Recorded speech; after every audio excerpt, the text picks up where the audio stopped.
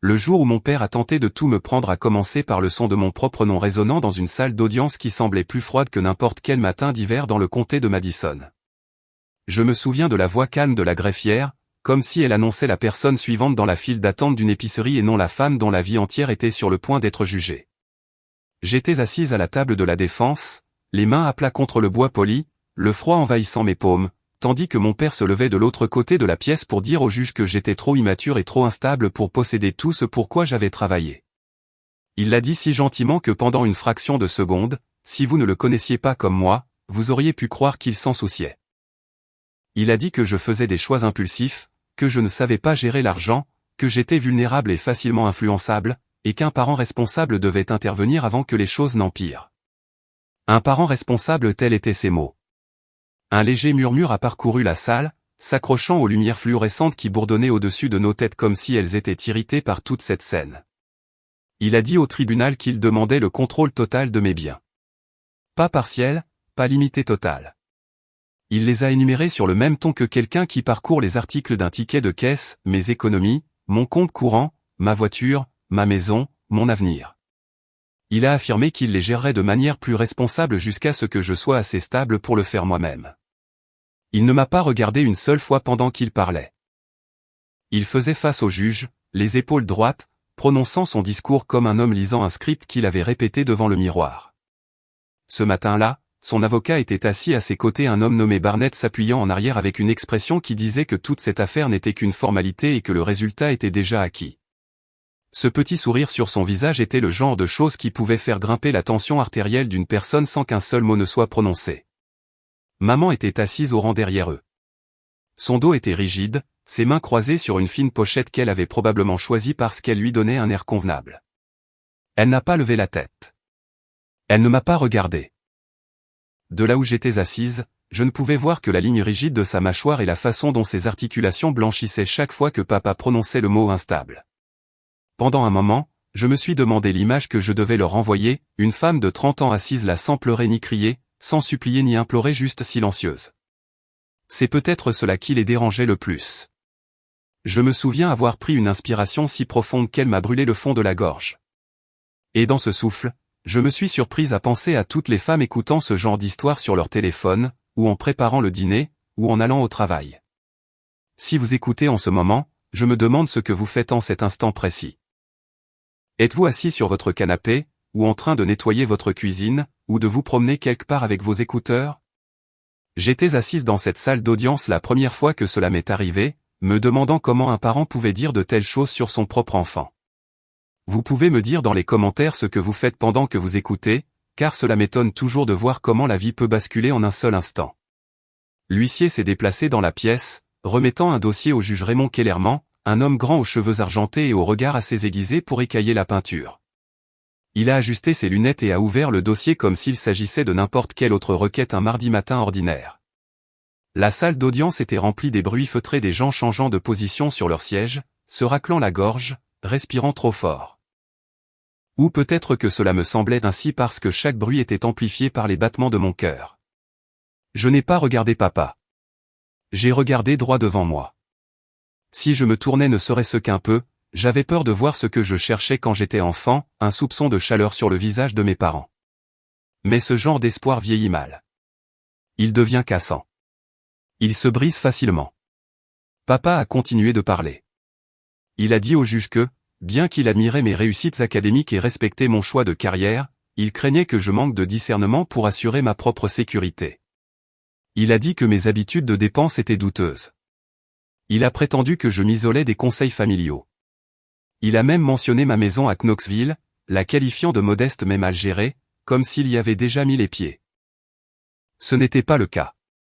J'étais assise là à penser à toutes les nuits où j'avais fait des heures supplémentaires pour économiser pour mon apport personnel, aux mois où j'avais vécu de sandwichs au beurre de cacahuètes juste pour pouvoir acheter assez de meubles pour que l'endroit ressemble à un foyer. J'ai pensé à la voiture d'occasion que j'avais achetée en espèces et à la fierté que j'avais ressentie de posséder enfin quelque chose qui fonctionnait sans cracher de la fumée chaque matin. Chaque élément énuméré par papa était quelque chose que j'avais gagné à la sueur de mon front et avec patience, les entendre réduits à des points sur une liste dans une salle d'audience me retournait l'estomac. Barnett s'est penché et a chuchoté quelque chose à papa à un moment donné, et ils ont échangé un signe de tête discret comme deux hommes discutant de la dernière étape d'un plan. Ma poitrine me semblait serrée, mais mon visage restait immobile. Je m'étais promis de ne pas leur donner la satisfaction de me voir m'effondrer. Le juge Kellerman a fermé le dossier un instant et a regardé papa directement. J'ai senti l'air changer dans la pièce. Quelque chose dans son expression a changé de la même manière qu'un nuage d'orage change de couleur juste avant de craquer. Puis il m'a regardé, non pas avec pitié, ni avec doute, mais avec un long regard soutenu, comme s'il lisait quelque chose sur ma peau. Il a rouvert le dossier. La pièce semblait plus lourde, comme si tout l'oxygène avait été aspiré dans cette mince pile de documents. Mes mains restaient à plat sur la table, mais le bout de mes doigts tremblait avant que je ne puisse les forcer à l'immobilité. J'étais consciente de tout, la façon dont les plafonniers vacillaient, les marques de frottement sur le sol, la légère odeur de vieille moquette et d'air froid, le petit bruit de tapotement que Barnett faisait avec son stylo en attendant une victoire qu'il pensait imminente. Papa s'est redressé alors que le juge Kellerman commençait à lire. Il semblait prêt à recevoir des éloges pour avoir été un parent si soucieux, prêt à être félicité pour être intervenu avant que sa fille instable ne gâche sa vie. Et c'est peut-être ce qui m'a le plus bouleversé. Il croyait que c'était juste. Il croyait que c'était justifié. Il croyait que j'étais une propriété qui lui glissait entre les mains. J'ai dégluti avec difficulté, sentant quelque chose se fissurer silencieusement dans ma poitrine. Une prise de conscience trop brutale pour être ignorée, ce n'était pas de l'inquiétude. Ce n'était pas de l'amour. Ce n'était même pas de la peur. Ce que papa faisait dans cette salle d'audience était une prise de contrôle. Une saisie. Une tentative calme et calculée de revendiquer ma vie de la même manière que quelqu'un revendique un terrain. Et maman, assise derrière lui, silencieuse et rigide, en faisait partie, qu'elle ait dit un mot ou non. Quand le juge Kellerman a de nouveau levé les yeux du dossier, j'ai su que quelque chose allait basculer, mais je ne savais pas à quel point ce basculement serait profond. Et c'est là que la véritable histoire commence. J'ai appris très tôt que dans notre maison, le contrôle portait souvent le masque de l'amour. Et il m'a fallu parfois des années pour reconnaître la différence. Quand le juge Kellerman a levé les yeux vers moi dans cette salle d'audience, quelque chose en moi est remonté au début, à tous les moments qui ont façonné le silence que j'ai porté jusqu'à l'âge adulte. Cela remontait jusqu'au Midwest, là où les hivers étaient longs, où les voisins en savaient trop les uns sur les autres, et où les réputations étaient traitées comme des héritages familiaux nécessitant un polissage constant. J'ai grandi dans une maison modeste mais soigneusement entretenue juste à l'extérieur de Fort Wayne, dans l'Indiana. Il travaillait de longues heures dans une société d'assurance régionale, et maman se portait volontaire pour chaque comité paroissial qu'elle pouvait trouver. De l'extérieur, nous ressemblions au genre de famille américaine que l'on voyait autrefois sur les cartes de vœux, un Porsche blanc, une pelouse impeccablement tondue, la même couronne que maman accrochait chaque décembre. Mais à l'intérieur de la maison, l'air était rythmé par un seul refrain, un battement de tambour sourd disant « Papa c'est mieux ». Papa le disait quand il corrigeait ma façon de tenir un crayon, sa main couvrant la mienne un peu trop fermement. Il le disait quand il éditait mes devoirs, barrant mes mots sans les lire complètement. Je me souviens d'être assise à la table de la cuisine, mes pieds ne touchant pas encore le sol, essayant d'expliquer pourquoi j'aimais écrire des histoires plus que faire des exercices de mathématiques. Papa tapotait la feuille et disait « Il sait mieux, Nora. Les histoires peuvent attendre. Les chiffres comptent. » Maman suivait avec son propre refrain « Nous nous inquiétons simplement. » Elle le disait quand elle ajustait ma robe avant de partir pour le service du dimanche, lissant des plis imaginaires et corrigeant ma posture en pressant doucement mes omoplates l'une contre l'autre. Elle le disait quand je demandais si je pouvais rejoindre le club d'art au lieu de la chorale des jeunes. La chorale donne une meilleure image pour la communauté, me disait-elle en épinglant mes cheveux en arrière. Nous nous inquiétons simplement pour ton avenir. Tout ce qu'il faisait était présenté comme de l'attention, de l'aide, des conseils. Mais ce genre d'aide s'accompagnait de fils noués si serrés autour de mes choix que j'avais fini par ne plus les voir après un certain temps. À l'école élémentaire de Lakehurst, je me souviens qu'il m'avait prise à part sur le parking après les cours parce que j'avais eu un B à un contrôle de sciences. Il s'était accroupi à côté de moi, une main serrant la sangle de mon sac à dos. « Ce n'est pas ton meilleur niveau », avait-il dit calmement. « Ta mère et moi attendons l'excellence. » Ce n'était pas la note qui le dérangeait, c'était ce que les gens pourraient penser de cette note. Maman était la gardienne des apparences. Elle repassait mes vêtements chaque matin et s'assurait que mes cheveux semblaient brossés avec soumission avant de me laisser sortir. À l'église, elle gardait une main légère sur mon épaule, me guidant de personne en personne comme si je faisais partie de la présentation. Souris, Nora. Réponds poliment. Tiens-toi droite. Après le service, elle se penchait et murmurait des rappels, les gens remarquent tout, chérie. Nous voulons simplement que tu brilles. Briller, c'était le mot qu'elle utilisait au lieu des impressionner. Mais j'ai vite appris qu'il signifiait la même chose. Au collège, j'ai découvert le dessin. C'était la première chose qui me semblait vraiment à moi. Je remplissais carnet après carnet de dessins surtout des visages, des gens dans les couloirs, des professeurs penchés sur leur bureau, l'arrière de la tête d'un ami éclairé par le soleil de l'après-midi traversant la vitre du bus. Un après-midi, maman a trouvé mon carnet de croquis entrouvert sur mon lit. Elle a feuilleté les pages avec une étrange crispation autour de la bouche. C'est joli, a-t-elle dit. Mais tu y passes trop de temps. Tu devrais rejoindre le club de débat. Cela fera bonne impression plus tard. J'ai demandé, bonne impression pourquoi? Et elle a répondu sans me regarder, pour nous, Nora. Pour toi aussi, bien sûr, mais surtout pour nous. Il a redoublé d'exigence quand je suis entré au lycée. Il assistait à chaque réunion parents-professeurs avec un carnet à la main. Il ne demandait pas à mes professeurs ce que j'aimais apprendre, il demandait comment je me situais par rapport aux autres élèves. Il posait des questions sur mes qualités de leader, mon potentiel universitaire et si mon tempérament calme pouvait entraver des opportunités. J'étais assise là à l'écouter parler de moi comme s'il s'agissait d'une stratégie commerciale à affiner. Chaque fois que j'essayais de parler, il m'interrompait poliment mais fermement. Je connais ma fille. Elle est intelligente mais manque de direction. Elle a besoin d'une structure ferme. Il sait mieux. Les mots ont continué de refaire surface année après année jusqu'à ce qu'ils cessent de ressembler à des conseils et commencent à ressembler à des lois. Il y a eu un tournant vers l'âge de 15 ans, bien que je ne l'ai pas reconnu pendant des années. Nous étions assis autour de la vieille table à manger en chêne qui avait appartenu à ma grand-mère. C'était un vendredi soir et la maison sentait le poulet rôti de maman. Il voulait parler de mes choix de cours pour le semestre suivant. J'avais déjà rempli mes choix avec mon conseiller d'orientation, incluant un cours d'art plastique que j'espérais suivre depuis la rentrée. Il a piqué un morceau de poulet et a dit, « Tu vas remplacer ce cours d'art par un cours d'économie avancée. » C'est la voix la plus intelligente. Je lui ai dit, non. Ma voix était douce mais assurée. Le mot est resté suspendu dans la pièce comme de la fumée. Il a posé sa fourchette. Maman s'est figée. Tu ne réfléchis pas correctement, a-t-il dit. Tu as besoin de cours qui développent de vraies compétences. L'art n'est pas pratique. C'est de l'indulgence. J'ai senti quelque chose se crisper en moi. Je lui ai dit que le conseiller d'orientation avait dit que le cours m'aiderait à constituer un portfolio. Il a secoué la tête. Elle part d'une bonne intention, Nora, mais elle ne te connaît pas comme nous.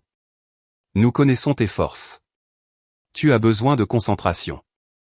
Tu as besoin de discipline. Il sait mieux. Maman a renchéri depuis l'autre côté de la table. Nous nous inquiétons simplement pour ton intégration, ta réussite, et pour que tu aies de bons choix plus tard.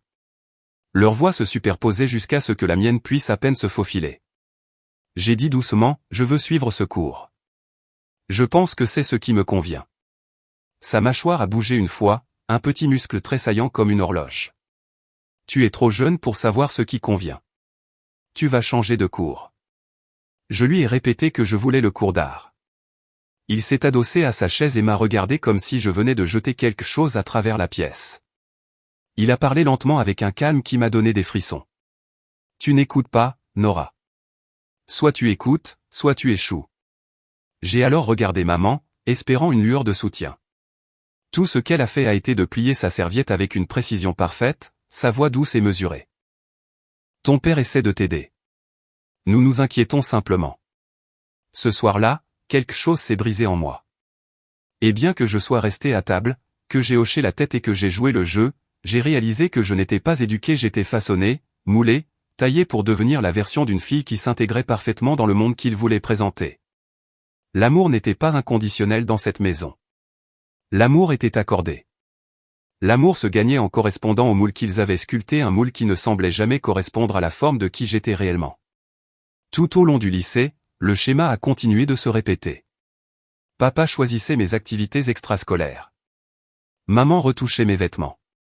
J'ai appris à rester silencieuse à la table du dîner car toute opinion qui ne reflétait pas la leur devenait une conférence. J'ai appris à m'excuser rapidement car cela évitait de longues périodes de désapprobation silencieuse. J'ai appris à cacher mes dessins et à dissimuler mes pensées réelles derrière des sourires polis. Au moment où je suis arrivé en terminale, je pouvais à peine séparer leur voix de la mienne.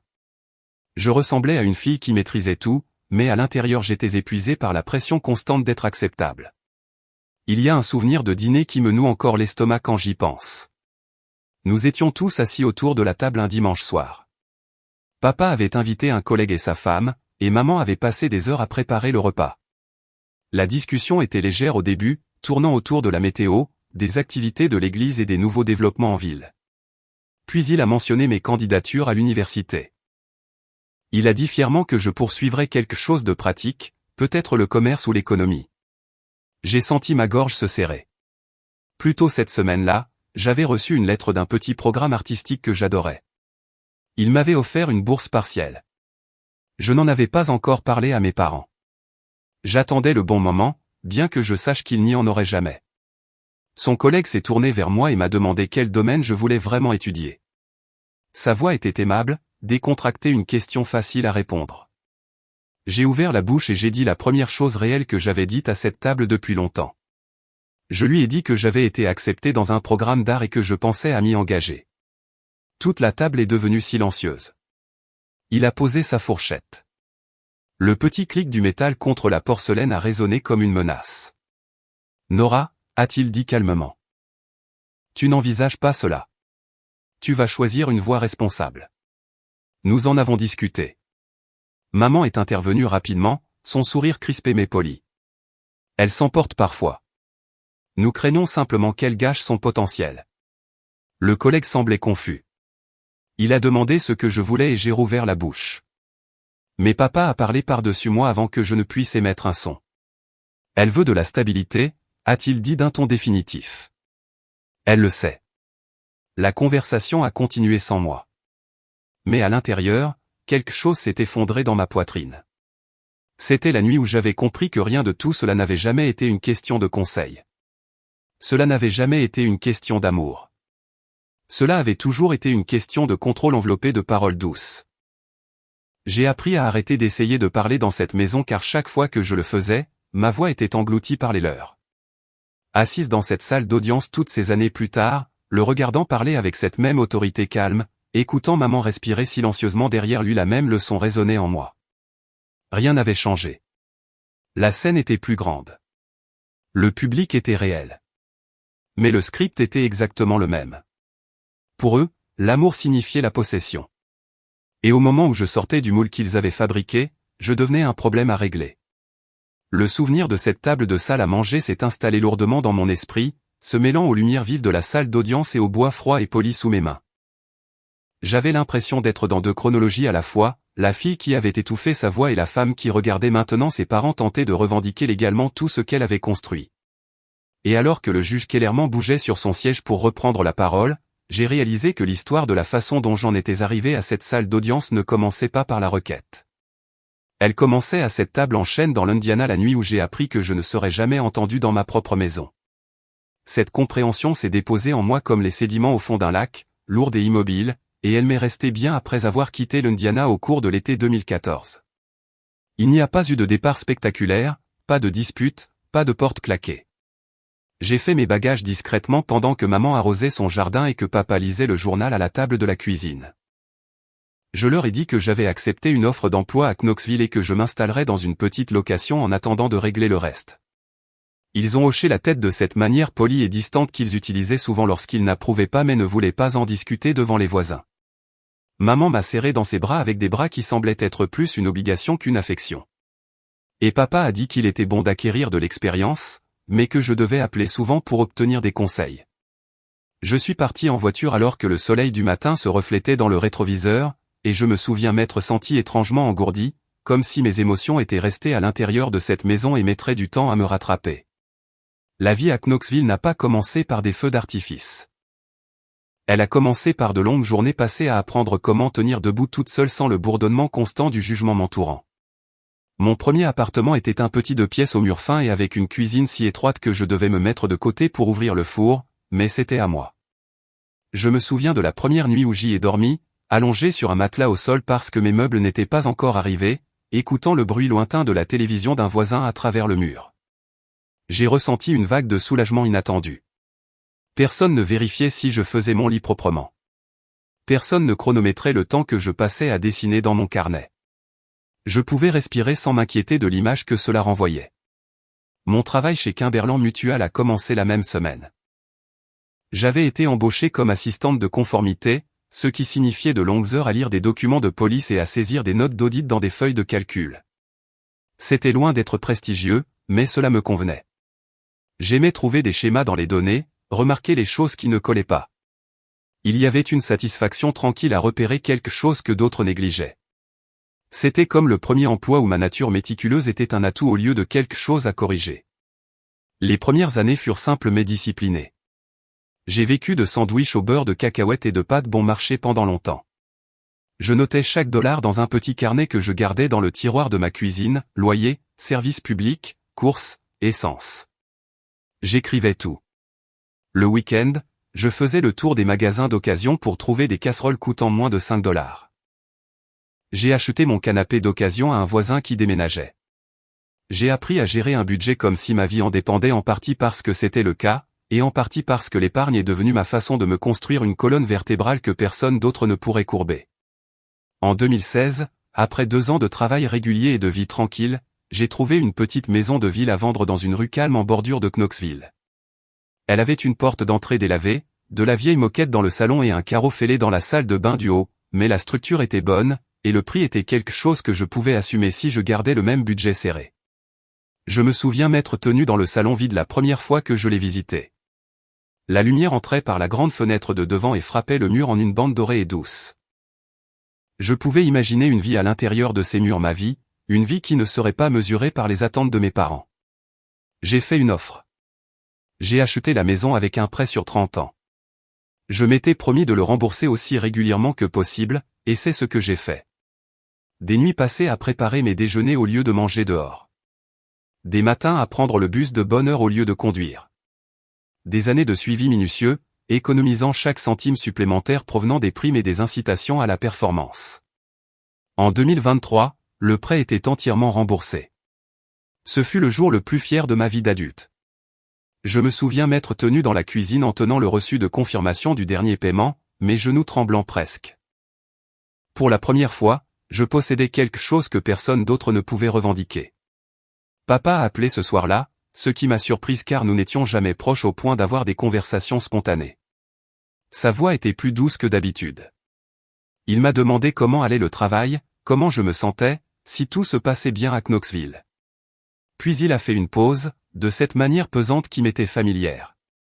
Il a posé des questions sur mon prêt immobilier, si j'avais renégocié, combien il me restait, si j'avais envisagé de diversifier mes investissements.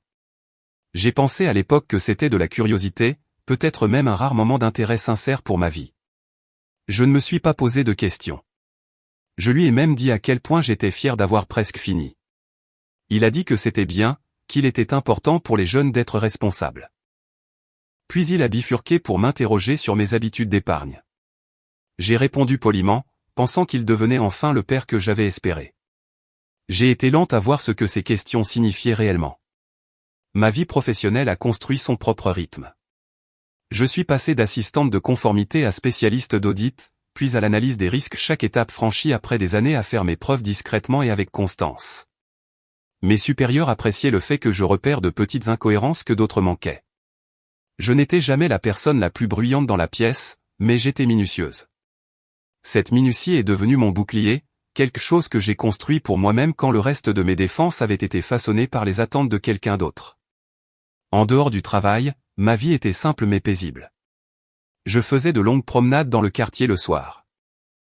J'ai replanté le petit jardin derrière ma maison et je l'ai transformé en un petit potager rempli de basilic, de romarin et de tomates qui ne poussaient jamais tout à fait droit. J'ai acheté des meubles un par un, en économisant toujours avant de dépenser, créant un endroit qui semblait chaleureux et sûr. Je lisais sur le canapé le samedi matin et laissais le soleil entrer par la fenêtre du salon. Je gardais un carnet de croquis sur la table basse, même si je l'ouvrais rarement. Mais le simple fait de le voir là me rappelait la fille que j'étais autrefois, la fille dont la voix avait été étouffée dans le silence. Tous les quelques mois, papa appelait. Il commençait toujours de la même manière, « Comment ça va? Comment se passe le travail? Est-ce que tu gères bien tout ?» Je ressentais souvent une chaleur m'envahir au cours de ces premières années. Je pensais que peut-être il essayait, peut-être que la distance lui permettait de me voir différemment. Peut-être que nous passions un cap, puis les questions arrivaient, « Combien épargnes-tu? Quel est ton budget? Investis-tu de manière responsable? Quels sont tes projets à long terme avec la maison? Avais-je envisagé de le laisser examiner mes documents financiers juste pour s'assurer que tout allait dans la bonne direction? Il formulait toujours cela comme de l'inquiétude. Je pensais que c'était simplement sa façon d'être. Je n'y ai pas vu un avertissement. Maman appelait avec une énergie différente. Son ton était toujours enjoué, trop enjoué, comme si elle jouait le rôle d'une mère chaleureuse tout en frôlant la désapprobation. Elle posait des questions sur ma santé, ma fréquentation de l'église, si je me faisais des amis, si je restais encore trop isolé. Elle me demandait si j'avais des rendez-vous galants, bien que ces questions portent une pointe de jugement, quelle que soit la réponse. J'ai appris à garder les conversations courtes et simples. Je lui disais ce qu'elle voulait entendre sans lui dire quoi que ce soit qui comptait vraiment. Pendant des années, j'ai cru que mon indépendance tranquille était à l'abri parce qu'elle était modeste, ordinaire, inoffensive. J'aimais passer inaperçu. J'aimais la stabilité que je construisais brique par brique sans avoir besoin d'applaudissements. Il n'y avait pas de succès spectaculaire dont mes parents pouvaient se vanter, mais il n'y avait rien non plus qu'ils pouvaient critiquer, du moins, c'est ce que je pensais. En y repensant maintenant, je vois le schéma avec une clarté douloureuse.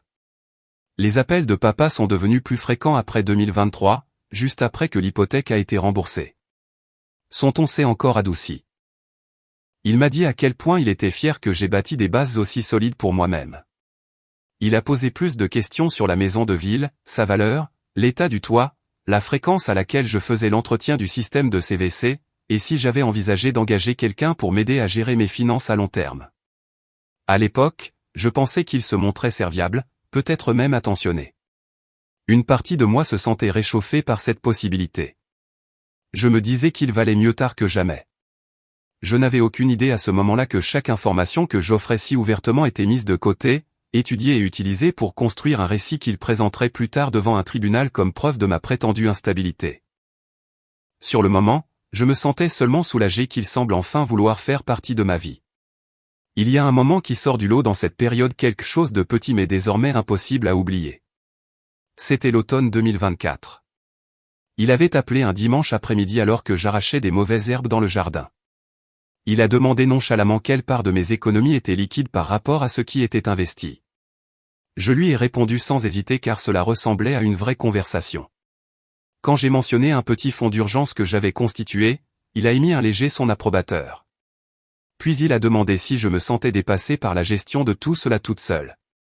J'ai ri et j'ai dit, non, j'aime être indépendante. Il est resté silencieux un long moment avant de dire, l'indépendance peut être fragile, Nora. Un seul faux pas et elle disparaît. À l'époque, j'ai supposé qu'il voulait dire que la vie pouvait être imprévisible. Je n'ai pas compris ce que c'était réellement, un aperçu de sa conviction que ma vie était quelque chose qu'il pouvait stabiliser ou déstabiliser à sa guise. Quand je pense à ces années maintenant, ce qui me frappe le plus, c'est à quel point elles semblaient paisibles, régulières, banales. Je vivais ma vie avec une fierté tranquille, pensant m'être taillé un espace sûr, loin de la portée des anciennes attentes qui m'étouffaient autrefois. Mais la vie a une manière de vous montrer les fissures dans ce que vous pensiez être solide. Et parfois, ces fissures ne commencent pas par un fracas bruyant, mais par l'écho d'une voix familière posant des questions innocentes qui sont tout sauf innocentes. En regardant en arrière, ces petites conversations étaient les premières secousses du tremblement de terre qui allait plus tard ébranler les fondations de tout ce que j'avais bâti. Je ne savais tout simplement pas encore que le sol se dérobait déjà sous mes pieds. La première véritable secousse est venue du travail, de tous les endroits possibles, des mois avant que tout ne commence à se défaire avec ma famille. C'était à la fin du printemps 2024 lorsque mon superviseur m'a chargé d'aider à un audit interne sur un département qui gérait les paiements des fournisseurs. J'avais fait des dizaines de révisions auparavant, mais quelque chose dans celle-ci me semblait anormal. Dès la première pile de documents, des chiffres qui auraient dû concorder ne correspondaient pas. des dates de paiement se répétaient selon des schémas trop constants pour être aléatoires. Un fournisseur répertorié comme actif n'avait pas d'adresse vérifiée. De petites choses au début presque invisibles à moins de regarder de très près. Mais regarder de près était ce que j'avais toujours fait de mieux. Un soir, je suis resté tard au bureau, bien après que la majeure partie du bâtiment se soit vidée. Les néons vrombissaient au-dessus de moi pendant que je passais au crible les dossiers numériques et que je recoupais des entrées qui refusaient d'avoir du sens. Plus je creusais, plus cela devenait étrange, une piste de paiement qui revenait vers le compte personnel d'un employé, une série d'ajustements qui auraient dû nécessiter l'approbation d'un superviseur, mais qui ne l'avaient pas. Le genre de choses qui pourraient couler toute une équipe si c'était mal géré. Je me suis adossé à ma chaise et je me suis frotté les yeux, me demandant depuis combien de temps cela durait. Fraude était un mot fort, un mot qu'on n'utilisait pas à la légère, mais il continuait de tourner dans mon esprit comme un papillon de nuit autour d'une lampe. Je savais que je devais faire remonter l'information avec précaution, j'ai donc préparé un rapport, vérifié chaque chiffre 2 fois, puis imprimé une copie pour l'apporter à mon superviseur le lendemain matin. Quand je le lui ai remis, il l'a fixé pendant un long moment et a dit calmement que j'avais fait ce qu'il fallait. Son ton était lourd, comme si je venais d'ouvrir une porte que ni l'un ni l'autre ne pourrions refermer. Cet audit mènerait plus tard à une enquête complète et à des mesures disciplinaires. Mais à l'époque, je savais seulement que je devais être encore plus prudente dans chaque étape de la révision. Je faisais profil bas, j'évitais les commérages de couloirs et je me concentrais sur les données. C'était le genre d'environnement qui exigeait de la prudence. Je n'avais aucune idée qu'alors que je me préparais à une possible tempête au travail, une autre se formait déjà à la maison. Il appelait plus fréquemment vers cette période. Au début, je pensais que c'était parce qu'il sentait le stress dans ma voix. Je ne lui donnais pas de détails, bien sûr, je disais simplement que j'étais occupé. Mais il me demandait si j'avais envisagé de le laisser examiner mes projets à long terme. Il parlait de volatilité financière, mentionnait des inquiétudes concernant ma stabilité, et disait qu'il serait utile que quelqu'un de plus expérimenté intervienne pour s'assurer que tout reste sur les rails. J'ai décliné gentiment. Je lui ai dit que j'appréciais l'offre, mais que je m'en sortais très bien. Il a marqué une pause et a dit « L'indépendance peut aveugler, Nora. Tu penses avoir tout sous contrôle jusqu'à ce qu'un seul glissement mette tout en péril. » Son ton était doux, presque paternel, mais les mots ont résonné avec un froid glacial. Je me suis convaincu que j'extrapolais. Maman a appelé quelques jours plus tard, sa voix enjouée et prudente comme toujours. Elle a dit qu'elle avait discuté avec papa et qu'ils étaient tous les deux inquiets. Je me mettais trop de pression. Elle m'a exhorté à laisser papa aider à gérer ma propriété, disant que c'était peut-être trop lourd à porter seul. Tu ne devrais pas être seul avec toute cette responsabilité, ma chérie. Nous nous inquiétons simplement. J'ai senti le vieux poids familier s'installer sur ma poitrine, le même poids que j'avais ressenti à la table du dîner tant d'années auparavant, quand ma voix n'avait jamais suffi à contrer la leur. Je lui ai répété que j'allais bien, que j'étais capable, que les choses étaient stables. Elle a émis un petit son étouffé qui aurait pu être de la sympathie ou de la désapprobation. Avec maman, il était toujours difficile de savoir. Le travail n'a fait que se compliquer à mesure que l'enquête s'élargissait. Les gens chuchotaient dans les couloirs. Les réunions étaient tendues. Certains employés évitaient mon regard parce qu'ils soupçonnaient que c'était moi qui avais trouvé les incohérences. Je passais de longues soirées à documenter chaque étape, me préparant aux questions qui pourraient venir. Un soir, je suis resté si tard que le parking était presque vide quand je suis parti. Le ciel était de ce bleu profond qui se situe entre le crépuscule et la nuit noire, et je suis resté assise dans ma voiture un moment, moteur éteint, laissant le calme s'installer. Mes mains tremblaient légèrement sur le volant. Je me suis dit que c'était juste la pression. Je ne réalisais pas que la pression venait de plus d'une direction. Papa a rappelé le lendemain matin. Sa voix était chaleureuse. Trop chaleureuse, comme du miel sur quelque chose de tranchant. Il a demandé comment ma maison de ville se maintenait, si j'avais révisé les taxes foncières, et si ma police d'assurance était toujours appropriée. Puis il a adopté un nouvel angle. Il a dit qu'il avait pensé que, peut-être, il devrait intervenir officiellement pour aider à gérer mes actifs.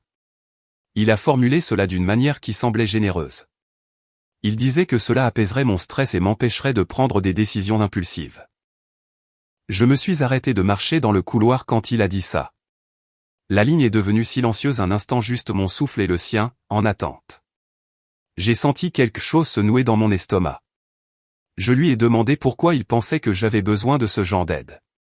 Sa réponse fut douce et immédiate, « Parce que tu es seule là-bas, Nora. Et parce que je sais mieux à quoi ressemble la stabilité. » Les mots m'ont frappé comme une brique. Papa sait mieux. Le même vieux refrain, habillé pour l'âge adulte mais toujours façonné par la même croyance. Il a continué à parler, me disant qu'il avait toujours veillé sur moi, qu'il voulait seulement m'enlever un peu de poids sur les épaules. J'ai senti le vieux réflexe de céder, d'acquiescer, de maintenir la paix. Mais une autre partie de moi, celle qui avait remboursé une hypothèque et construit une carrière de ses propres mains, a commencé à se raidir. Je lui ai dit clairement que je ne voulais pas et n'avais pas besoin que quiconque gère mes actifs. Ma voix est restée calme, il n'y avait pas d'agressivité, juste de la certitude. Il est devenu très silencieux, puis a dit qu'il espérait que je ne serais pas têtu, que l'indépendance peut être aveuglante, et que j'étais trop confiante envers moi-même. J'ai répété que la réponse était non. Il a mis fin à l'appel avec un ton si plat qu'il semblait plus froid que de la colère. Maman a appelé ce soir-là. Elle a dit avoir appris que j'avais refusé son offre. Sa voix tremblait de quelque chose qu'elle appelait de elle, inquiétude, mais cela ressemblait à une réprimande. Elle a dit que je ne devrais pas porter de si lourdes responsabilités seule, qu'il était dangereux de s'isoler, et que papa en savait plus que moi sur ces choses-là. Tu ne peux pas tout faire, Nora. Tu as besoin de conseils. Tu en as toujours eu besoin. Nous nous inquiétons simplement pour toi. Je lui ai dit gentiment que j'appréciais l'attention, mais que j'étais tout à fait capable de gérer ma propre vie. Elle a marqué une pause, puis a dit dans un quasi-murmure qu'elle craignait que je m'éloigne de la famille. J'ai dit que je vivais simplement ma vie.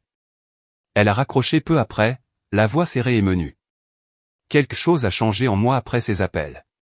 Pour la première fois, je ne voyais plus ce schéma comme des conseils, mais comme une traction silencieuse vers une prise de contrôle. La façon dont papa parlait de mes finances semblait presque répétée, comme s'il avait construit son argumentation bien avant que je ne m'en aperçoive.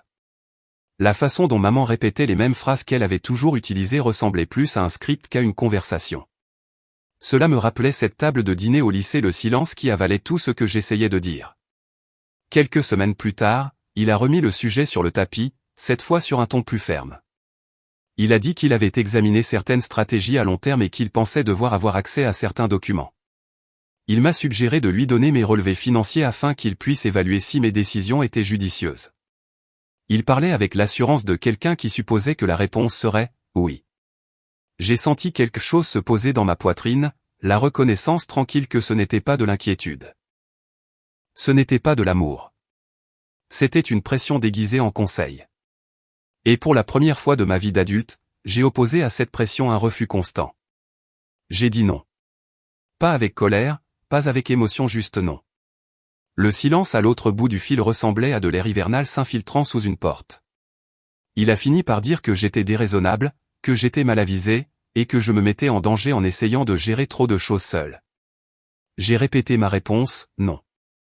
Il a expiré brusquement et a mis fin à l'appel sans dire au revoir. À partir de ce moment, quelque chose s'est figé entre nous. La fois suivante où maman a appelé, elle était polie mais distante, ses questions brèves et prudentes. Lui n'a pas appelé pendant plusieurs semaines. Quand il a fini par reprendre contact, son ton était plus froid, plus formel. Il a demandé comment se passait le travail puis a terminé la conversation en moins de 2 minutes. Je me souviens avoir raccroché le téléphone et être resté dans ma cuisine alors que le soleil du soir frappait le plan de travail. Un sentiment étrange m'a envahi, quelque chose de vif et de triste. La réalisation que je n'étais plus traité comme une fille, mais comme un actif qui avait refusé d'être géré. C'était la première fois de ma vie que je sentais qu'il me voyait non pas comme un membre de la famille, mais comme quelque chose qui leur échappait. Je me suis couché ce soir-là avec une lourdeur que je ne pouvais pas nommer, ignorant que la fracture entre nous n'était pas en train de se former, elle était déjà formée. Je commençais seulement à ressentir la cassure, et je ne réalisais pas à quel point cette cassure s'élargirait rapidement pour devenir quelque chose de bien plus dangereux. C'est arrivé un jeudi après-midi ordinaire de la fin janvier 2025. J'étais rentré du travail fatigué après une longue journée à examiner des documents liés à l'enquête sur la fraude. Le ciel était du gris terne de l'hiver et l'air semblait vif quand je suis sorti de ma voiture. Je me souviens avoir pensé que j'allais faire de la soupe pour le dîner et me coucher tôt. Rien dans mon esprit ne laissait présager la tempête qui m'attendait dans ma boîte aux lettres. J'ai ouvert la petite porte métallique et j'ai vu une enveloppe épaisse coincée entre des publicités et des factures. L'adresse de l'expéditeur a attiré mon regard en premier, tribunal du comté de Madison. Mon nom était imprimé en dessous en lettres nettes et précises. Mon estomac a fait une petite chute libre qui a rendu l'air autour de moi soudainement raréfié. Je suis resté là un moment, l'enveloppe froide contre le bout de mes doigts, avant de la rentrer à l'intérieur. J'ai posé mon sac sur le comptoir de la cuisine, retiré mon manteau et me suis assise à la table avec l'enveloppe devant moi. Je me suis dit que c'était une erreur, peut-être une convocation de juré ou une erreur administrative. J'ai passé mon pouce sous le seau et déplié les papiers à l'intérieur. La première page m'a frappé si fort que la pièce a semblé basculer sur le côté. Requête d'urgence pour mise sous tutelle. Tutelle. Une tentative légale de remettre à quelqu'un d'autre le contrôle de ma vie financière. Ma propriété, mes décisions, mon avenir. J'ai écarquillé les yeux sur les mots, les relisant comme si, peut-être, ils allaient se réorganiser en quelque chose de plus inoffensif. Mais ils sont restés là où ils étaient, tranchant mon calme comme une lame. La demande affirmait que j'étais émotionnellement instable, que j'avais tendance à avoir des comportements impulsifs, que j'avais fait des choix financiers inquiétants récemment, et que je risquais de me porter préjudice financièrement et avais besoin d'une intervention immédiate. Le demandeur était listé clairement, mon père. Ma respiration s'est faite courte alors que je tournais les pages. Sa signature était là, accompagnée de sa déclaration affirmant qu'il était le tuteur approprié pour mes biens. Il y avait une ligne demandant le contrôle total de mes actifs jusqu'à ce que le tribunal me juge apte. Encore une fois, apte. Le mot a été comme un coup de poing dans les côtes. Rien dans tout cela n'était vague. Rien n'évoquait de l'aide ou du soutien. C'était structuré pour tout prendre, mes comptes, ma maison, ma voiture, mon autonomie, et c'était urgent. Déposer cela comme une requête d'urgence signifiait contourner les longues procédures et pousser le tribunal à agir rapidement. Mes mains sont devenues froides pendant que je continuais de lire. Chaque ligne résonnait avec quelque chose de familier, une version polie du même message que j'avais entendu toute ma vie: tu n'es pas capable. Tu n'es pas assez sage. Tu as besoin de quelqu'un d'autre pour te guider. Papa sait mieux. À un moment donné, j'ai arrêté de cligner des yeux. Mes yeux brûlaient, mais aucune larme ne venait. J'attendais de la colère, de la panique ou de l'incrédulité, mais ce qui s'est installé à la place était un calme étrange et glacial. Le choc d'abord, puis quelque chose de plus froid, de plus silencieux, de plus lourd, une sensation comme du givre rampant à l'intérieur de mes os. J'ai lu les papiers une deuxième fois, puis une troisième. À chaque fois, la même réalité se précisait. Mes parents ne s'étaient pas éloignés de moi, ils m'avaient étudié, rassemblant des informations, attendant le moment où ils penseraient pouvoir justifier une prise de contrôle. J'ai repoussé ma chaise et je me suis levé car je ne pouvais pas rester immobile. J'ai traversé la cuisine, puis je me suis appuyé contre le comptoir, les deux paumes pressées sur la surface fraîche. J'essayais de respirer régulièrement, mais j'avais l'impression que mes poumons avaient rétréci. J'ai repensé à chaque question que papa m'avait posée au cours de l'année écoulée, chaque sondage discret sur mes finances, chaque moment où maman exprimait son inquiétude sur le fait que je sois seul. Ils ne m'avaient pas préparé moi, ils avaient préparé ceci. Après quelques minutes, je me suis rassise à la table et j'ai relu les documents, cette fois avec la partie de mon cerveau qui avait passé la dernière décennie dans le travail d'audit. J'ai vu des incohérences, des excès, des affirmations exagérées, des déclarations sans base factuelle, et sous tout cela, un motif si clair qu'il brillait presque sur la page: l'intention de transfert de propriété. C'est ce qui m'a fait passer totalement du choc à quelque chose de plus stable. Il ne s'agissait pas de mon bien-être. Il s'agissait d'une acquisition. Je me suis frotté les tempes et j'ai expiré lentement. Quoi que ce soit, je savais que je ne pourrais pas m'en sortir seul. J'avais été prudente, disciplinée et indépendante pendant des années, mais ce n'était pas une question de feuilles de calcul ou de bonnes habitudes. C'était une bataille que quelqu'un d'autre avait commencée sans prévenir. J'ai pris mon ordinateur portable sur l'étagère du salon et je me suis assise sur le canapé. Mes doigts ont plané au-dessus du clavier un instant avant que je ne cherche des avocats spécialisés en tutelle à Knoxville. Un nom revenait sans cesse: Iris Albrook, connue pour gérer des affaires immobilières complexes, directes, vives et hautement recommandées. J'ai composé le numéro de son cabinet avant de pouvoir trop réfléchir. Son assistante a répondu en premier, après avoir entendu ma situation, m'a transféré immédiatement. Iris a pris la ligne avec une voix qui portait la confiance tranquille de quelqu'un qui avait vu toutes sortes de tempêtes familiales. J'ai expliqué la situation aussi clairement que possible. Je lui ai dit que je venais de recevoir la requête, que mes parents vivaient dans l'Indiana, et que nous n'avions eu aucun conflit récent qui pourrait justifier une telle chose. Je lui ai dit tout ce que je savais et tout ce que je soupçonnais. Elle a écouté sans m'interrompre. Quand j'ai eu fini, il y a eu un bref silence de son côté. Puis elle a dit que je devais me rendre à son bureau dès le lendemain matin avec tous les documents. Son ton n'exprimait aucune surprise, au contraire, on aurait dit qu'elle se préparait déjà pour le travail à venir. Le lendemain matin, je suis entré dans son bureau en tenant la requête dans une chemise, mes mains serrées sur les bords. Iris était plus jeune que ce à quoi je m'attendais peut-être au début de la quarantaine avec un regard assuré et une présence qui ancrait la pièce. Elle m'a fait signe de m'asseoir puis a ouvert la chemise. Elle a lu rapidement mais minutieusement. J'observais son front se plisser par endroits, ses lèvres se serrer à d'autres. Quand elle eut fini, elle referma le dossier avec une discrète finalité et s'adossa à sa chaise. Elle m'a dit franchement que la requête n'était pas seulement excessive, elle était prédatrice. Les affirmations étaient vagues et non étayées. Le raisonnement derrière le caractère d'urgence était faible, et la demande de contrôle total de tous mes actifs signalait quelque chose qui allait bien au-delà de l'inquiétude. Elle a dit que cela ressemblait à un « dépôt de mauvaise foi », une tentative stratégique de prendre le contrôle avant que j'aie le temps de réagir. Elle m'a demandé si j'avais déjà exprimé des difficultés à gérer l'argent. J'ai répondu non. Elle m'a demandé si j'avais des dettes. J'ai répondu non. Elle m'a demandé s'il y avait eu des incidents qui pourraient justifier une inquiétude sur ma stabilité mentale. J'ai répondu non. J'ai même ri à ce moment-là pas parce que c'était drôle, mais parce que le simple fait d'entendre les questions à voix haute rendait toute cette affaire absurde. Iris a hoché la tête lentement et a dit que la requête était construite sur des suppositions présentées comme des faits. Puis elle a pointé une section vers la fin.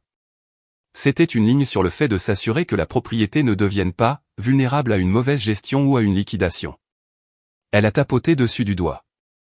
Intention de transfert de propriété. C'est la partie qui importe le plus. Quelqu'un voulait avoir accès à votre maison, vos comptes, votre capital. Elle a demandé si quelqu'un savait quand j'avais fini de payer mon hypothèque. J'ai dit que papa le savait.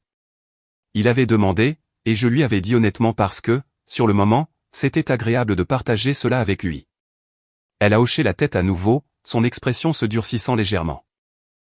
Elle a dit que les familles masquaient parfois le contrôle sous l'apparence de la protection, que la requête ressemblait moins à un parent aidant une fille en difficulté qu'à une manœuvre calculée par quelqu'un qui estimait avoir un droit sur mes biens.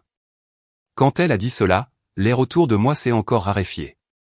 L'entendre de la part de quelqu'un d'autorité lui donnait un poids que je ne pouvais ignorer. Je lui ai demandé ce qui allait se passer ensuite.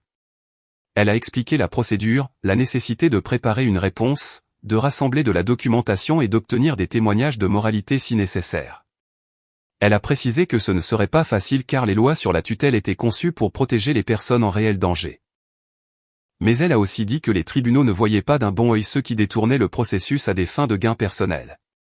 Lorsqu'elle m'a regardé droit dans les yeux et a dit « Il pense que vous allez plier », ma colonne vertébrale s'est redressée sans que je ne le décide. Elle ne l'a pas dit avec pitié, mais avec certitude. Il compte sur le fait que vous soyez accablé. Il pense que vous allez reculer. Je suis resté assise là à absorber ces paroles, leur vérité s'installant comme un second battement de cœur sous le mien. Ce n'était pas un malentendu. Ce n'était pas une tentative mal avisée de reprendre contact. C'était un siège planifié en silence. Et alors que la réalisation m'envahissait, le choc qui avait rempli mon corps la nuit précédente s'est durci en quelque chose d'autre, quelque chose de plus stable, quelque chose qui ne tremblait pas. Iris m'a demandé si j'étais prête à combattre cela. Je m'entendais répondre « oui », avant même d'avoir pleinement traité la question. C'était la seule réponse qui semblait juste. Quand j'ai quitté son bureau, la matinée semblait plus froide que d'habitude. Le ciel s'étendait dans un bleu pâle qui paraissait trop vaste. J'ai marché vers ma voiture avec le dossier serré contre moi, consciente que mon monde s'était scindé en un « avant » et un « après ». Ce n'était pas de l'inquiétude. Ce n'était pas de la confusion. C'était la guerre. Et la guerre exigeait de la préparation. Dans les jours qui ont suivi, je me suis retrouvé à fonctionner dans un état de concentration si aigu qu'on aurait dit que mes pensées avaient des tranchants. Iris m'a guidé à chaque étape. Elle me disait quoi rassembler, quoi documenter, quoi ignorer et quoi mettre en avant. Elle disait que la vérité était de mon côté, mais que la vérité avait besoin de structure pour être entendue. La structure avait besoin de preuves. L'épreuve avait besoin de clarté. Alors, j'ai construit cette clarté pièce par pièce. La première chose que j'ai compilée a été un relevé complet de mes actifs, ma maison de ville sur Whispering Trail Drive, achetée en 2016 et remboursée en 2023, mes comptes d'épargne, mes cotisations de retraite, mon modeste portefeuille d'investissement que j'avais bâti lentement, en me concentrant sur des options plus sûres. Iris hochait la tête chaque fois que je lui apportais une nouvelle impression. Elle voulait que tout soit organisé, étiqueté et horodaté. Elle a dit, la clarté montre la stabilité. La stabilité écrase les allégations. Vint ensuite la trace des revenus. J'ai rassemblé les relevés de Kimberland Mutual remontant à plusieurs années, fiches de paie régulières, augmentations annuelles, primes de performance, tout était cohérent, tout était traçable, tout était propre. J'avais vécu prudemment pendant si longtemps que documenter ma vie financière ressemblait à revenir sur mes pas sur une route familière. Je passais mes nuits à ma table de cuisine avec des papiers étalés sur la surface, faisant des piles soignées qui commençaient à former un récit, l'histoire d'une femme qui avait construit sa vie avec intention, et non avec imprudence. Mais le véritable tournant est survenu lorsqu'Iris m'a demandé si je savais quoi que ce soit sur la situation financière de mes parents. J'ai hésité. Je lui ai dit que papa avait refinancé leur maison plusieurs fois au fil des ans, bien que je n'ai jamais connu les détails. Elle m'a demandé si je pouvais consulter les registres publics. Je l'ai fait, et ce que j'ai trouvé m'a coupé le souffle. Il avait refinancé 5 fois au cours des 12 dernières années. Chaque refinancement augmentait le montant du prêt. Le solde de leur hypothèque montait au lieu de descendre. Les documents publics montraient des baisses dans son score de crédit. Il y avait des signes de dette renouvelable élevés. Iris a lu les documents lentement, les yeux plissés.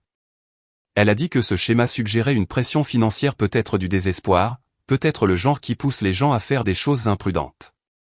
Elle a demandé s'il m'avait déjà demandé de l'argent. J'ai répondu non. Puis je me suis souvenu de quelque chose, un appel téléphonique 2 ans plus tôt. Il avait mentionné le coût croissant de l'entretien de leur maison. Il avait dit que les choses devenaient difficiles, mais il n'avait jamais demandé d'aide. À l'époque, cela semblait être une remarque en passant. Maintenant, cela ressemblait à un contexte. Iris a ajouté ses documents de refinancement au dossier grandissant. Elle a dit que ce n'était pas une preuve de motif, mais que cela brossait un tableau, le portrait de quelqu'un qui pourrait voir une opportunité dans ma stabilité, quelqu'un qui pourrait présenter une tutelle comme une protection tout en considérant mes actifs comme un soulagement. Elle m'a aussi dit que nous aurions besoin de déclarations concernant ma stabilité mentale et émotionnelle.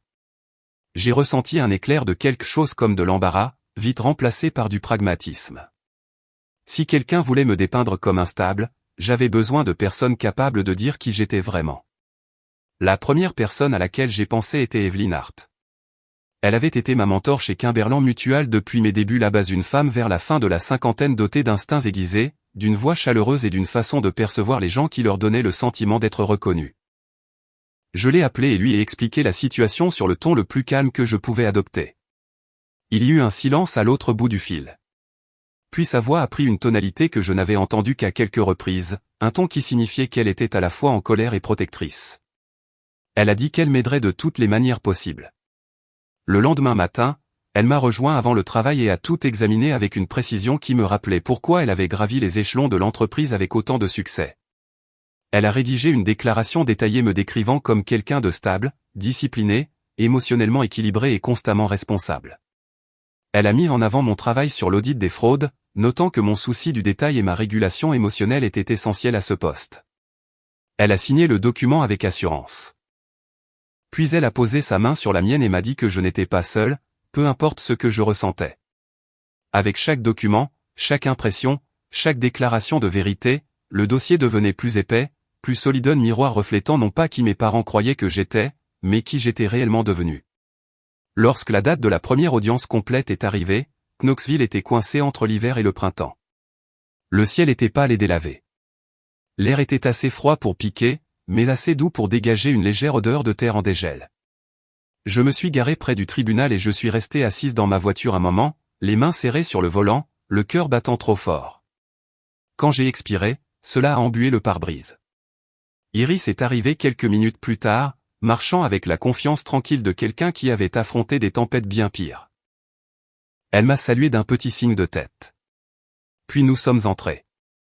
La salle d'audience ressemblait à la précédente, les mêmes murs pâles, les mêmes néons vacillants, le même bois poli qui semblait plus froid qu'il ne l'aurait dû. Mon père était assis d'un côté avec son avocat, Barnett, tous deux vêtus de costumes sombres. Ma mère était de nouveau assise derrière eux, le dos droit, les mains croisées sur son sac à main. Les voir n'aurait pas dû me surprendre, mais leur vue a tout de même provoqué un poids qui a crispé mes épaules. Iris a posé le dossier de documents sur notre table. Elle l'appelait « la liste ». Un nom simple pour quelque chose de si puissant. À l'intérieur se trouvaient les faits de ma vie et pas des suppositions, pas des opinions, juste la vérité. Lorsque le juge Kellerman est entré dans la salle, l'atmosphère a encore changé, ce même sentiment de nuage d'orage que j'avais ressenti auparavant. Il a demandé à toutes les parties de s'asseoir, puis a réclamé le dépôt des preuves.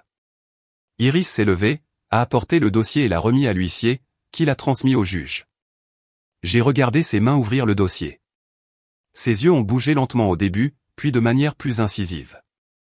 Il a parcouru le détail de mes actifs, l'historique de mes revenus, mes antécédents hypothécaires, les preuves du refinancement, la déclaration d'Evelyn. Tout était disposé comme des pierres de passage pour traverser une rivière. Personne ne parlait. Même l'air semblait retenir son souffle. Le juge a tourné une autre page, puis une autre. Ses sourcils se sont froncés. Ses yeux se sont brièvement tournés vers mon père. La pièce est devenue encore plus silencieuse, bien que je puisse entendre le léger bourdonnement des lumières au-dessus de nous et le doux murmure de la respiration nerveuse de quelqu'un. Mon père a bougé sur son siège. Sa mâchoire s'est contractée. Il s'est légèrement penché vers Barnett comme s'il essayait de lire par-dessus l'épaule du juge. Le regard de ma mère restait fixé sur ses genoux. Quand le juge a fini par parler, sa voix était calme. Trop calme. Il a déclaré que les informations fournies par mon conseil dressaient un portrait nettement différent de celui présenté par le requérant. Il a souligné la constance de mon dossier financier, la stabilité de mes revenus et l'exhaustivité de la documentation. Il a fait référence au dossier de refinancement de la maison de mes parents et a marqué une longue pause avant de continuer. Mon père s'est levé brusquement. Il a affirmé que le refinancement n'était pas pertinent, qu'il avait expliqué en privé pourquoi ces décisions avaient été prises, et que cela n'avait rien à voir avec le bien-être de sa fille. Il parlait avec ce même ton autoritaire qu'il utilisait toujours à table, le ton par lequel il s'attendait à ce que les gens acceptent ses propos sans poser de questions. Le juge Kellerman a levé la main. Il a dit à mon père de rester silencieux à moins qu'on ne lui demande de parler. Mon père a ouvert la bouche, puis l'a refermée. Une légère fêlure est apparue dans son assurance. Iris restait immobile à mes côtés, son expression indéchiffrable. Elle ressemblait à quelqu'un qui attendait ce moment depuis longtemps. Le juge a poursuivi sa lecture. Il a noté la déclaration d'Evelyn. Il a noté la clarté de mon suivi financier. Il a noté l'absence de preuves étayant les allégations d'instabilité. Son ton restait égal, mais le poids derrière ses mots s'alourdissait à chaque phrase. Mon père s'est penché de nouveau en avant. Il a déclaré que les témoignages étaient biaisés, que j'avais caché des choses et que j'étais sujette à des sautes d'humeur. Sa voix tremblait juste assez pour trahir sa frustration. Barnett a tendu la main, essayant de lui faire signe d'arrêter. Le juge Kellerman a fixé ses yeux sur lui et a répété l'ordre de rester silencieux, cette fois avec plus de force. Quelque chose dans la pièce a basculé. Puis une petite fracture pas bruyante, pas explosive, juste une infime fissure dans la façade de contrôle que mon père avait polie pendant des décennies. Ses épaules se sont crispées, ses doigts se sont repliés contre la table, et sa mâchoire s'est serrée au point qu'un muscle a tressailli sous sa peau. Le juge a tourné une autre page et a posé sa main sur le dossier. Il a déclaré que les preuves contredisaient fortement le fondement de la requête et que le tribunal avait besoin de temps pour examiner le contexte complet avant de rendre une décision. Il a ajouté qu'il permettrait aux deux parties de fournir des éléments supplémentaires si nécessaire. Mon père a laissé échapper un léger bruit, entre le ricanement et le grognement. Il a marmonné que c'était inutile, que les faits étaient clairs et que j'étais incapable de m'en sortir seul. Sa voix a monté d'un ton avant qu'il ne se reprenne. Le juge a levé les yeux brusquement. Il l'a de nouveau averti de ne parler que lorsqu'il en recevrait la permission. À ce moment-là, j'ai vu quelque chose que je n'avais jamais vu auparavant, une faille dans l'autorité de mon père. Une faiblesse qu'il ne pouvait pas cacher. Ce n'était pas encore un effondrement, mais c'était suffisant pour montrer que le sol sous ses pieds commençait enfin à se dérober lui aussi. Il a jeté un regard en arrière vers ma mère, et pendant un instant, j'ai cru qu'elle allait lui prendre la main. Elle ne l'a pas fait. Elle regardait droit devant elle, le visage pâle, les épaules rigides. Je ne ressentais aucun triomphe, aucune satisfaction, juste une étrange et sourde douleur, la douleur de voir une version de ma famille s'effondrer devant moi. Quand le juge a refermé le dossier, le son a résonné dans la pièce, son net et lourd qui portait le poids de la vérité. Il a déclaré que l'audience se poursuivrait à la prochaine date prévue. Et ainsi, la première fissure dans leur plan s'était ouverte. La vérité commençait à faire surface. Ce n'était pas une explosion, pas encore, mais la carapace du contrôle de mon père avait enfin commencé à se briser. Alors que le juge Kellerman refermait le dossier et le mettait de côté, quelque chose a changé dans l'air. C'était subtil au début, comme un changement de pression avant un orage, mais je l'ai senti s'installer profondément dans ma poitrine. Iris a rangé ses notes à côté de moi. Barnett s'est penché vers mon père avec un murmure destiné à le stabiliser. Ma mère ne bougeait pas du tout. Elle fixait simplement devant elle comme si l'immobilité pouvait empêcher tout de s'écrouler. Le juge s'est raclé la gorge et a déclaré qu'il allait ouvrir la séance pour de brèves questions de clarification avant de poursuivre. C'était une déclaration de routine, quelque chose que les tribunaux font pour s'assurer que les deux parties se sentent entendues. Mais mon père y a vu une invitation. Il s'est levé avant même que le juge ait fini de parler et a commencé à parler par-dessus lui, d'une voix d'abord ferme et basse. Il a affirmé que les documents étaient trompeurs, que j'avais toujours été irresponsable et que les chiffres ne disaient pas toute la vérité sur ma fragilité émotionnelle. Il parlait avec une force croissante, essayant de reprendre le contrôle de la seule manière qu'il connaissait, en remplissant la pièce de sa voix. Barnett a légèrement saisi sa manche et lui a murmuré d'attendre, mais mon père l'a repoussé sans le regarder. Le juge a levé la main, lui disant de s'arrêter. Mon père ne l'a pas fait. Il a déclaré que les dossiers de refinancement n'avaient pas d'importance. Il a affirmé que les déclarations de ma mentor étaient biaisées. Il a dit que ma constance financière n'était pas pertinente car, selon ses mots, la stabilité peut être simulée. Son ton s'aiguisait à chaque phrase, le vernis de calme s'écaillant fissure après fissure. J'ai regardé sa mâchoire se serrer, sa posture se raidir et ses mains se contracter comme s'il s'agrippait à un argument qu'il était certain de pouvoir gagner par simple insistance. Le juge Kellerman est intervenu à nouveau, cette fois avec plus de poids. Il a ordonné à mon père de s'asseoir. La pièce s'est figée un instant, attendant de voir ce qu'il ferait. Mon père ne s'est pas assis. Il a fait un pas en avant à la place, pointant vaguement la liste, comme si les papiers eux-mêmes étaient une accusation qu'il devait repousser. Il a déclaré que tout le récit était déformé, que je me mettais en danger ainsi que mon avenir, et que j'avais toujours eu besoin de conseils même si je refusais de l'admettre. Sa voix a augmenté de volume, pas tout à fait un cri, mais s'en approchant dangereusement. La salle d'audience s'est glacée. Même l'air semblait suspendu. Barnett s'est levé brusquement, essayant de s'interposer entre mon père et le bureau du juge. Sa voix était tendue mais polie alors qu'il pressait mon père de regagner son siège, lui rappelant que le tribunal avait des règles. Mon père l'a de nouveau écarté, d'un geste sec et impatient, comme s'il chassait une mouche agaçante plutôt que d'ignorer l'avocat qu'il payait. J'ai senti mon cœur s'accélérer, mais mon visage restait calme, cette même stabilité tranquille que j'avais appris à porter depuis l'enfance. Cette stabilité qui l'irritait plus que tout. Mon père a dit que j'étais trop naïf pour comprendre les conséquences de mes décisions. Il a affirmé que j'étais manipulé par des gens qui n'avaient pas mon intérêt à cœur. Il a dit qu'il était le seul à pouvoir me protéger de ma propre ruine. Chaque phrase en révélait plus sur lui que sur moi, et chacune d'elles balayait l'idée qu'il s'agissait d'une quelconque inquiétude. Le juge a fini par parler, d'une voix grave et tranchante. Il a averti mon père qu'une autre interruption entraînerait son expulsion de la salle d'audience. Il a insisté sur le mot « expulsion » d'une manière qui ne laissait aucune place à la discussion. Mon père a de nouveau ouvert la bouche, et c'est à ce moment-là que le masque a cédé. Pas seulement fissuré, cédé. Il a haussé la voix pleinement cette fois, le son étant assez dur pour ricocher contre les murs de la salle. Il a déclaré que c'était ridicule, qu'il avait le droit de parler parce qu'il était mon père, et qu'aucun juge assis derrière un bureau ne me connaissait comme lui. Son visage est devenu rouge, une vague lente partant de son cou et montant vers le haut. L'homme d'affaires contrôlé qu'il avait toujours prétendu être avait disparu. À sa place se tenait un homme poussé par la colère et un sentiment de supériorité.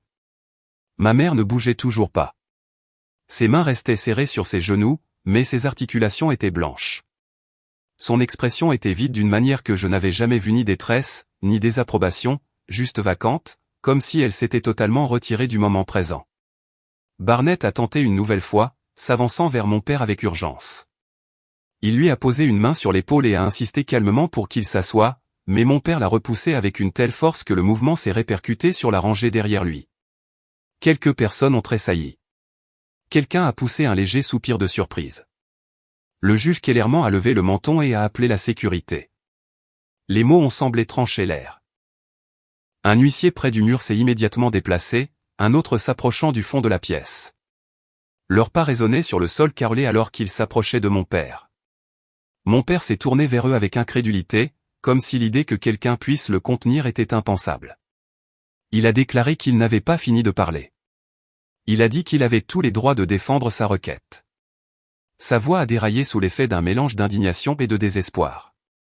Il insistait pour que le juge l'écoute, mais le juge ne le regardait plus. Il regardait les huissiers. L'un d'eux a poliment demandé à mon père de regagner son siège. Mon père l'a ignoré. Le second huissier s'est approché, la posture ferme mais calme. Il a répété la demande. Mon père l'a fixé, le muscle de sa mâchoire tressaillant à nouveau, et pendant une fraction de seconde, j'ai cru qu'il allait refuser.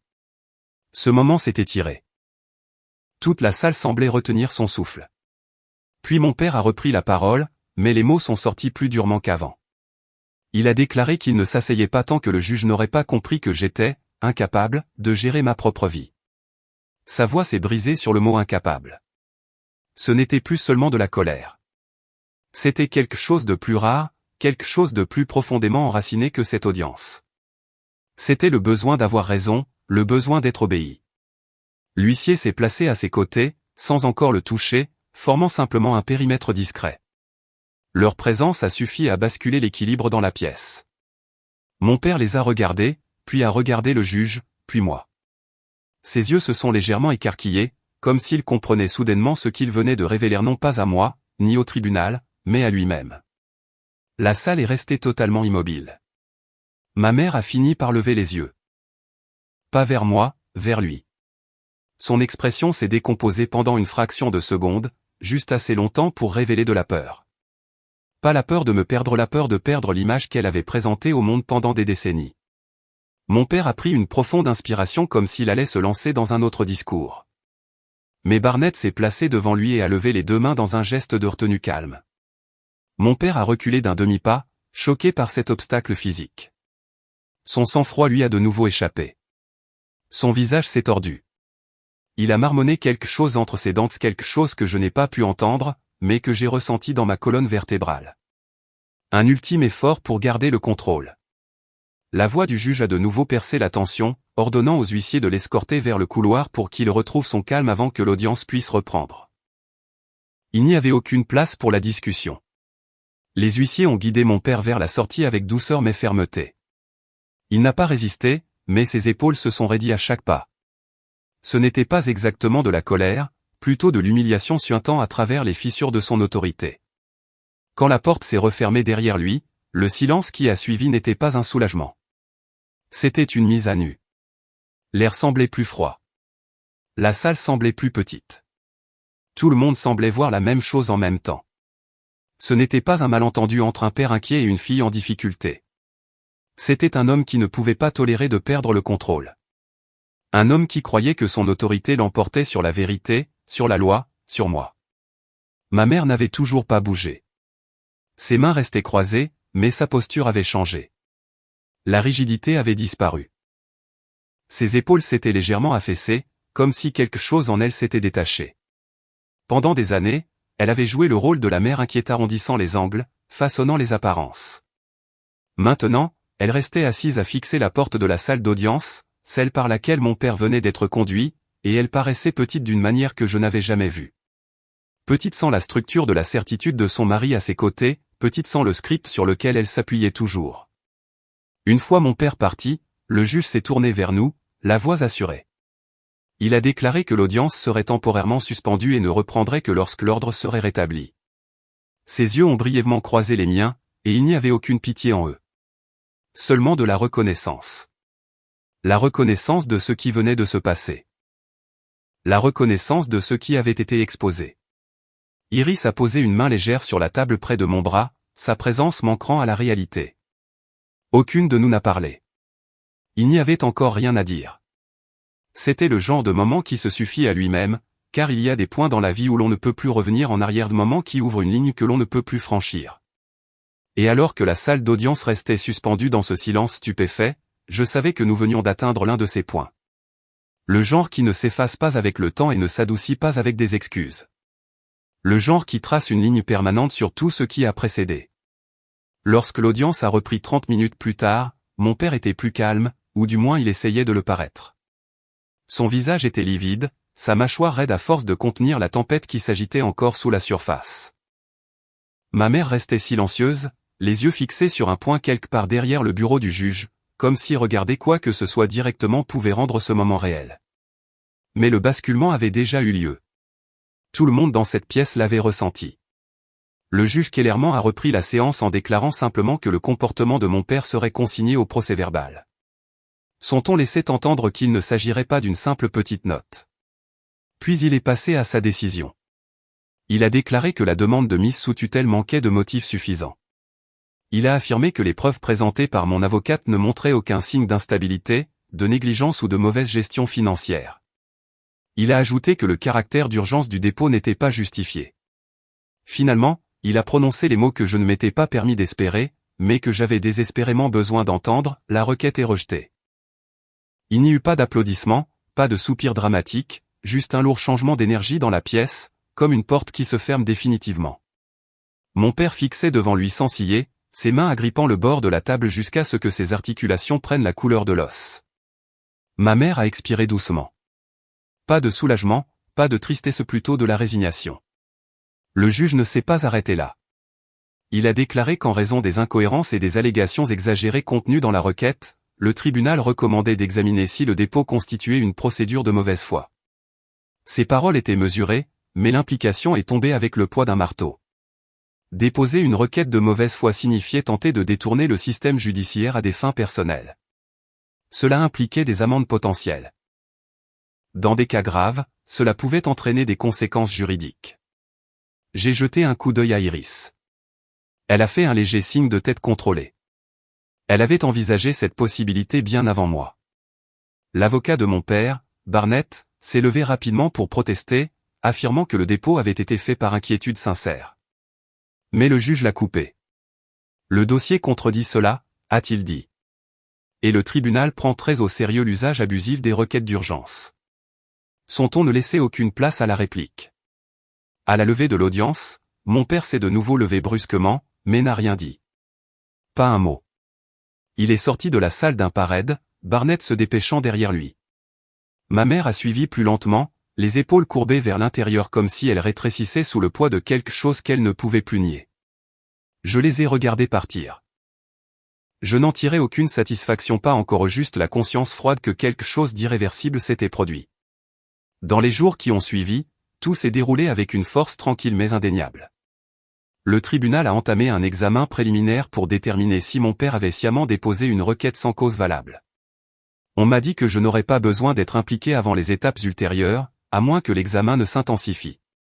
Iris a expliqué que ces processus avançaient souvent lentement mais entraînaient de graves conséquences. La nouvelle du rejet de la requête s'est propagée plus rapidement que je ne l'espérais. Dans des communautés comme celle où vivaient mes parents, où les cercles paroissiaux et les groupes de voisinage formaient le pilier de la réputation sociale, l'information voyageait comme un feu de forêt à travers des broussailles sèches. Les gens chuchotaient dans les allées des épiceries. Ils murmuraient après l'office du dimanche. Ils parlaient à voix basse dans les parkings lors des événements scolaires. Tout le monde ne connaissait pas toute l'histoire, mais ils en savaient assez. Ils savaient que la pétition avait échoué. Ils savaient que le tribunal examinait les actions de mon père. Ils savaient que quelque chose avait brisé l'image de l'homme stable et respectable qu'il avait toujours présenté au monde. Papa essayait de garder la tête haute en public. Il se rendait à l'église avec maman comme si de rien n'était. Il assistait aux réunions communautaires.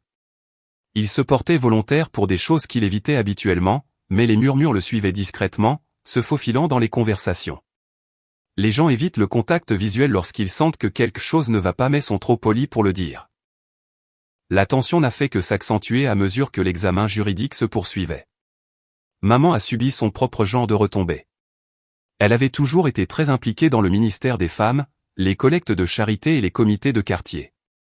C'était elle qui cuisinait des tartes pour les événements de l'église et organisait les livraisons de repas pour les membres malades.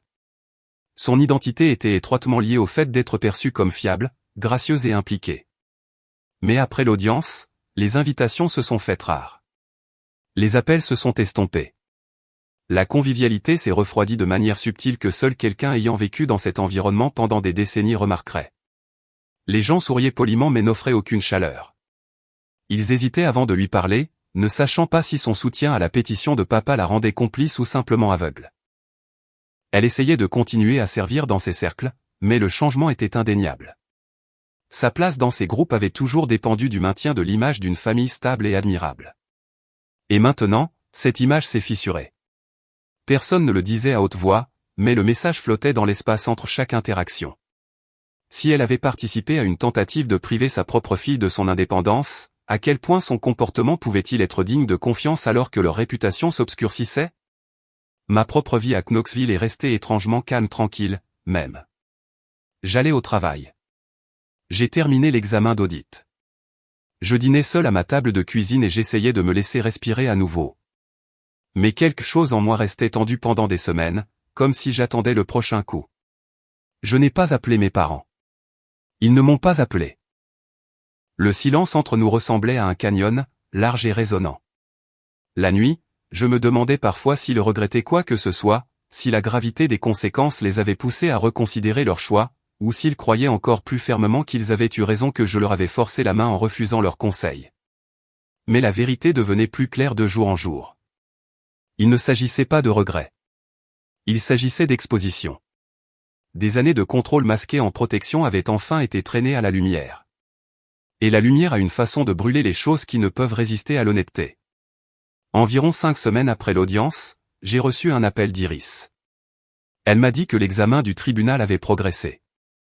Les conclusions indiquaient que la pétition non seulement manquait de fondement, mais présentait des signes de fausses déclarations intentionnelles. Cette phrase m'est restée, froide et tranchante. Fausse déclaration intentionnelle. Pas une erreur, pas un égarement intentionnel. Elle m'a dit que mon père pourrait faire face à des sanctions financières. Dans des cas extrêmes, l'État pourrait envisager d'autres actions. Mais au-delà des implications juridiques, l'examen lui-même resterait versé au dossier public une mention permanente indiquant qu'il avait tenté de détourner le système juridique pour prendre le contrôle des biens d'un autre adulte. Je l'ai remercié doucement, bien que la gratitude ne m'ait pas totalement envahi. J'ai raccroché le téléphone et je me suis assise sur mon canapé, les mains serrées autour d'un mug que je ne me souvenais plus avoir rempli. Mon salon était chaud du soleil de fin d'après-midi, mais j'ai senti une fraîcheur s'installer sur ma peau. Le karma n'est pas toujours bruyant. Parfois, il arrive sous la forme de conséquences naturelles. Parfois, ce n'est ni poétique ni théâtral. Parfois, c'est simplement la vérité qui rattrape ceux qui ont essayé de la distancer. Pour mon père, le karma est venu sous la forme d'une trace écrite. Il ne pouvait pas nier une note juridique, il ne pouvait pas l'effacer. C'était une réputation ternie non par la rumeur, mais par des faits documentés. Pour ma maman, il est venu sous la forme d'une mise à distance discrète de la communauté sur laquelle elle s'était appuyée pour se définir. Pas de cris, pas de confrontation, juste une fermeture de porte douce mais indéniable. Je n'ai pas célébré. Je ne me suis pas senti vengé. J'ai ressenti le poids de ce que signifiait être libre de leur emprise. Et j'ai ressenti le coût de cette liberté, car quand une famille se fracture ainsi, il n'y a pas de joie dans la rupture, seulement de la clarté. Tard un après-midi, des semaines après la décision du tribunal, j'ai reçu un court email de mon père. Pas de salutation, pas d'excuses, pas d'explication, juste une seule phrase disant qu'il espérait que je comprenais que tout ce qu'il avait fait était par amour. Je l'ai fixé pendant longtemps. L'amour ne dépose pas de pétition pour vous retirer votre vie. L'amour ne se transforme pas en chaîne en appelant cela de la protection. J'ai fermé mon ordinateur portable sans répondre. Dehors, la brise du début du printemps portait un soupçon de chaleur. Le monde changeait à nouveau, pas violemment cette fois, mais de manière petite et familière. Les feuilles bourgeonnaient, les jours s'allongeaient, l'air s'adoucissait. Et alors que je me tenais là, à ma fenêtre, regardant la lumière décliner sur ma rue calme, j'ai réalisé que même lorsque le karma avance silencieusement, ses échos restent avec vous. Parce que certaines choses, une fois révélées, ne peuvent plus être ignorées. Certaines lignes, une fois franchies, ne peuvent plus être effacées. Cette vérité s'est installée au fil des semaines qui ont suivi, silencieuse mais lourde, s'enroulant autour de tout ce qui me liait encore à mes parents. Je traversais mes journées avec une étrange stabilité, presque comme quelqu'un traversant un pont qui s'était déjà effondré derrière lui. Il n'y avait pas de retour en arrière, même si une partie de moi souhaitait pouvoir sauver quelque chose de petit, quelque chose d'humain de ce qui restait. Mais la vie a une façon de révéler ce que les gens sont réellement quand les masques tombent. Et la révélation suivante est venue de la personne que j'attendais le moins. Cole, mon frère cadet, était resté silencieux tout au long du processus. Il vivait à Indianapolis, à environ 1 heure de chez nos parents. Nous avions toujours été proches à notre manière discrète, pas émotionnellement entrelacés, mais constants. C'était un lien fraternel confortable construit sur une enfance partagée et une compréhension tacite que nous survivions à nos parents en nous penchant de côté, sans jamais entrer directement dans leurs attentes. Quand tout est arrivé avec le tribunal, j'ai supposé qu'il restait en dehors de tout cela parce qu'il ne savait pas quoi penser, ou parce qu'il était coincé entre la loyauté envers eux et l'affection pour moi, ou parce que l'évitement avait toujours été sa façon de faire face. J'avais tort. Il m'a contacté un samedi matin, fin avril. L'appel est arrivé juste après le lever du soleil. Son nom a illuminé mon téléphone et mon cœur a battu un coup, sec et incertain. J'ai répondu par un bonjour prudent, me préparant à n'importe quelle version de lui que je pourrais recevoir. Il a expiré lentement, le genre de souffle qui porte un poids. Puis il a demandé s'il pouvait descendre à Knoxville quelques jours, juste pour parler. Je lui ai dit, oui, bien sûr. Je ne réalisais pas alors à quel point ce moment deviendrait important. Il est arrivé le même après-midi. Il paraissait plus vieux que dans mes souvenirs, bien qu'il n'ait qu'une trentaine d'années. Ses épaules étaient voûtées, ses yeux fatigués, et ses mains s'agitaient de cette façon familière qu'il avait quand il réfléchissait trop. Nous nous sommes assis à ma table de cuisine, au même endroit où j'avais ouvert la pétition des mois plus tôt. Cole a fixé le grain du bois pendant un long moment avant de parler. Il a dit qu'il avait enfin parlé à papa. Vraiment parlé. Pas un bref appel, pas une prise de contact superficielle, une vraie conversation. Papa avait voulu qu'il soutienne l'idée que j'étais instable. Il lui avait demandé d'écrire une lettre au tribunal décrivant des moments où j'avais eu des difficultés ou fait des choix discutables. Il avait suggéré que Cole, en tant que frère, pourrait aider à prouver sa thèse. J'ai senti mon estomac se nouer quand Cole a fait une pause, regardant ses mains. Puis il m'a dit doucement que papa ne lui avait pas demandé, papa lui avait mis la pression. Papa l'avait coincé avec la culpabilité et l'obligation. Papa avait insisté sur le fait que la famille devait se soutenir mutuellement et avait sous-entendu que Cole lui était redevable pour ses années d'éducation. Cole a dit qu'il avait refusé. Il a dit avoir dit à papa que rien dans ma vie ne suggérait de l'instabilité. Il lui a dit que j'étais la personne la plus disciplinée de notre famille. Il lui a dit que la seule instabilité qu'il voyait venait de la pétition elle-même et du désespoir qu'elle cachait. Il a dit, papa ne l'a pas bien pris. Papa a haussé le ton, l'a accusé de trahison, l'a accusé de choisir son camp et l'a accusé d'être manipulé par moi. La dispute a dégénéré jusqu'à ce que maman intervienne. Mais même elle n'a pas pu calmer le jeu. Cole a dit que son visage semblait creux, comme si quelqu'un avait vidé la dernière once de certitude en elle. Lorsqu'il a fini de parler, il s'est penché en arrière sur sa chaise, les yeux vitreux, mais pas de larmes. Avec clarté, il a dit que c'était la première fois qu'il réalisait que le contrôle de papa n'était pas juste un trait de caractère ou un défaut. C'était une force, une emprise, la conviction qu'il avait un droit sur nos vies et nos choix. Entendre Cole le dire à haute voix m'a fait quelque chose. Pas du soulagement, pas une justification, juste une acceptation plus profonde de la vérité que j'apprenais enfin à admettre. Certaines familles se brisent en un seul instant. D'autres se brisent par glissement lent jusqu'à ce que la fissure finale résonne assez fort pour que tout le monde l'entende. La nôtre s'était fissurée au fil des ans, mais la rupture finale est survenue le jour où Cole a dit non à papa.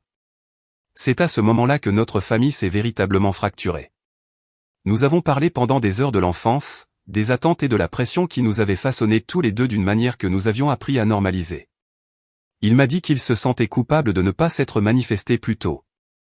Je lui ai dit que rien de tout cela n'était sa faute. Je le pensais vraiment.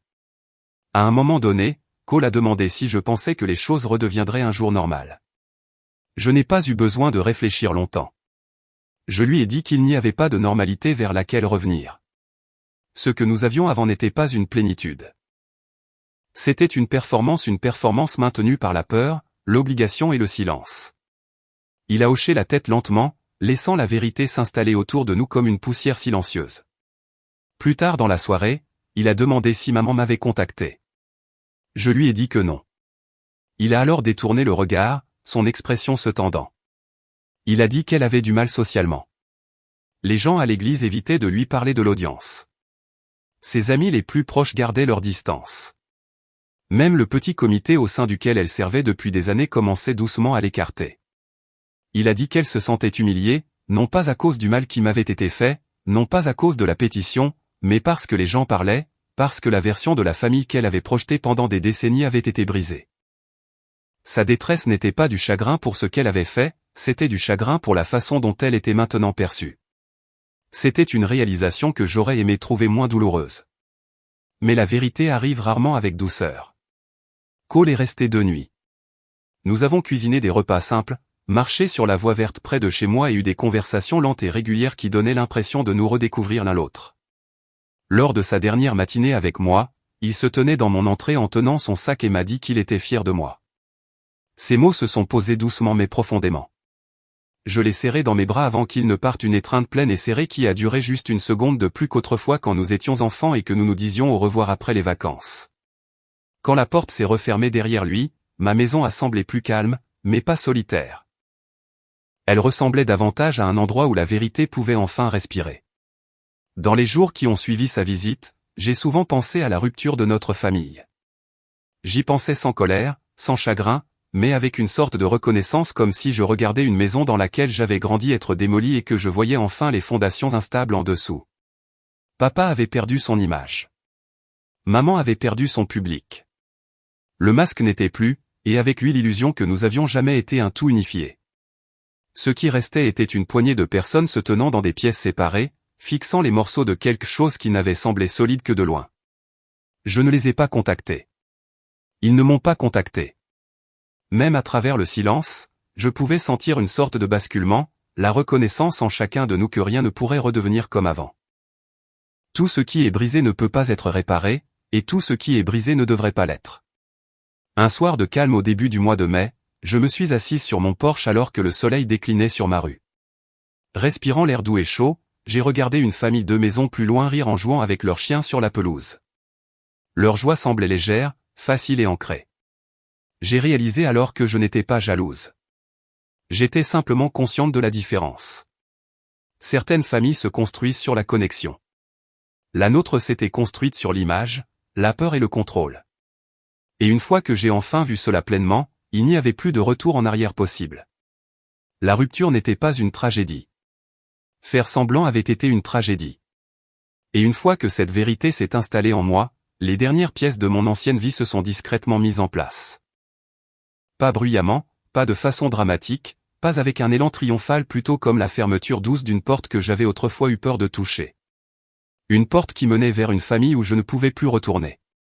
Peu importe à quel point une partie de moi souhaitait encore que les choses soient différentes, dans les semaines qui ont suivi, le silence entre nous s'est étiré en quelque chose de large et de permanent. Je m'attendais toujours à un message de mes parents, même court ou vague, mais rien n'est venu. Pas d'excuses, pas de tentative de réparation, pas de reconnaissance des choix qui nous avaient menés ici. Cela m'a surprise au début de voir à quel point leur silence semblait définitif. Comment ils ne contenaient aucune curiosité à l'égard de la fille qu'ils avaient failli perdre dans une salle d'audience. Aucun remords concernant la pétition elle-même. Aucune reconnaissance du préjudice. Quand j'ai enfin cessé d'attendre que le téléphone sonne, j'ai réalisé quelque chose d'important. Une famille peut se briser avec fracas, mais la véritable fin arrive souvent silencieusement dans ce qui n'est plus dit. Dans l'absence de ce qui était autrefois exigé, dans l'espace où le contrôle vivait autrefois et où seul le vide demeure désormais. Je les ai pleurés à ma manière. Pas comme on pleure un mort, mais plutôt comme on pleure la version d'eux en laquelle j'avais passé ma vie à croire le père que j'avais autrefois imaginé, la maman que j'avais espéré voir un jour choisir l'honnêteté plutôt que l'image. Ces versions avaient disparu. Mais si j'étais honnête avec moi-même, elles n'avaient jamais vraiment existé. Elles avaient été des ombres que je gardais près de moi parce que la forme réelle de notre famille était trop dure à affronter. Lâcher prise sur ces ombres a été comme entrer dans de l'eau froide. Cela m'a choqué au début, mais cela a ensuite stabilisé ma respiration. Vers la même époque, le travail est devenu plus calme. L'enquête pour fraude s'est clôturée avec succès, et Evelyne m'a prise à part un après-midi, me serrant fermement et chaleureusement l'épaule. Elle a dit qu'elle était fière de la façon dont j'avais géré tout cela, tant au travail qu'en dehors. Elle a dit, la plupart des gens s'effondrent sous ce genre de pression. Je ne me sentais pas forte à ce moment-là, mais l'entendre le dire m'a aidé à croire que la force peut parfois ressembler au fait de survivre à ce qui aurait dû vous briser. Un soir de début juin, j'ai fait une longue promenade le long de la voie verte. Les lucioles commençaient à apparaître par petites taches lumineuses sur les bords herbeux. Le soleil venait de descendre, laissant derrière lui l'un de ces doux ciels du Tennessee brossés de rose et d'or. En marchant, j'ai pensé à tout ce que j'avais perdu. Pas seulement ma relation avec mes parents, pas seulement l'illusion de ce qu'ils étaient, mais aussi le réconfort de croire que famille signifie toujours sécurité, que parents signifie toujours amour, et que le sang signifie toujours loyauté. Perdre ces croyances a piqué d'une manière que rien d'autre n'avait fait, parce qu'elles étaient les fondations sur lesquelles j'avais construit le début de ma vie. Sans elles, je devais reconstruire quelque chose de nouveau, de plus vrai, quelque chose qui m'appartenait entièrement. Mais il y avait aussi de la clarté, une vraie clarté, le genre que l'on ne gagne qu'après avoir traversé le feu sans personne pour vous porter. J'ai réalisé que j'avais gardé quelque chose de bien plus précieux que la relation qu'ils avaient essayé de m'enlever. J'avais gardé mes limites, mon indépendance, ma stabilité, ma voix, ma maison et mon sentiment de soi, toutes les pièces de ma vie que j'avais construites lentement, soigneusement, au fil d'années de travail constant et de petits sacrifices. Ils avaient essayé d'envelopper le contrôle dans le langage de la protection. Mais quand le masque est tombé, la vérité est apparue crûment. Les parents peuvent vous élever. Les parents peuvent vous aimer.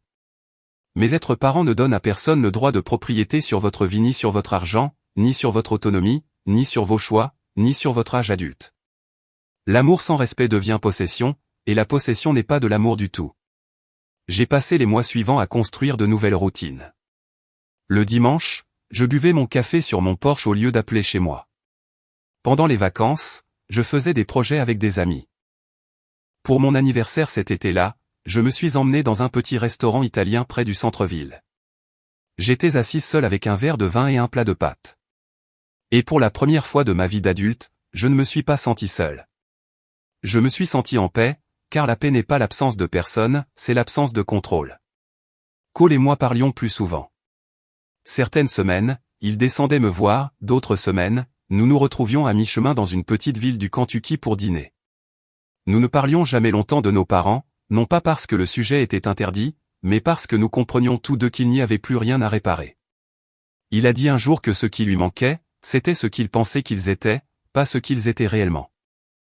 Je comprenais profondément ce sentiment. Un soir chaud de la mi-juillet, je me suis assise dans mon jardin, regardant la lumière s'estomper à travers les arbres. Ma maison semblait solide autour de moi, calme et sûre. J'ai pensé à la salle d'audience, à la pétition, aux fêlures dans les voix de mes parents et aux agents de sécurité s'avançant. Au moment où tout a éclaté, j'ai pensé au coup d'être enfin vu pour ce que j'étais vraiment. Pas une enfant, pas une possession, pas quelqu'un qui avait besoin d'être guidé ou contrôlé, juste une femme debout dans sa propre vie. Et j'ai réalisé alors que la plus grande perte n'était pas la famille que je n'avais plus. C'était les années passées à croire que je leur devais plus de moi-même que je ne le faisais réellement. Mon père a perdu son image. Ma maman a perdu sa scène. Mais je ne me suis pas perdu. J'ai gardé la seule chose qu'ils n'auraient jamais cru que je défendrais, ma liberté de vivre selon mes propres termes. Je suis restée assise là jusqu'à ce que le dernier rayon de soleil disparaisse derrière les arbres, sentant le calme s'installer autour de moi d'une manière qui semblait méritée, et non donnée. C'était mérité par la vérité, la douleur et la clarté, et peut-être aussi par une sorte de vengeance. Pas le genre de vengeance bruyante. Pas les histoires dramatiques que les gens racontent avec de la colère dans la voix. Ma vengeance était plus discrète. C'était de me choisir, de partir et de refuser que leur version de moi devienne ma réalité. Parfois, la plus forte des vengeances est simplement de vivre une vie que personne ne peut vous enlever. Merci infiniment d'avoir écouté mon histoire. Si l'on vous a déjà dit que vous étiez trop ou pas assez pour votre propre famille, souvenez-vous de ceci, le silence peut être une puissance, et la vérité peut être la plus retentissante des vengeances.